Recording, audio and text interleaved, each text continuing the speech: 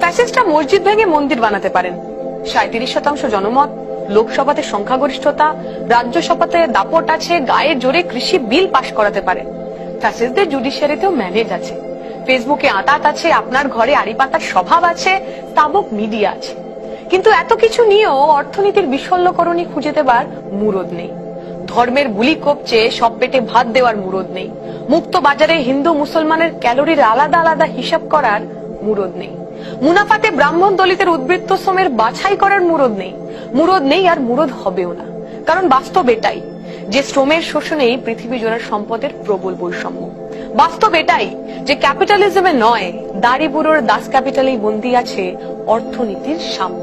তাই মানুষের কাছে বামপন্থী বিকল্প তুলে ধরতে ফ্যাসিস্টদের সাথে লড়াই করতে হবে। জনকল্যাণকামী সরকারের গঠনের লক্ষ্যে ফ্যাসিস্টদের সঙ্গে লড়াই হবে। লড়াই হবে সংসদে, লড়াই হবে রাজপথে। গণতন্ত্রের এই লড়াইয়ের মহাকাব্য আগামীর ইতিহাসের সোনালী অধ্যায়ে লেখা থাকবে। এটাই আমাদের চ্যালেঞ্জ, এটাই আমাদের অঙ্গীকার।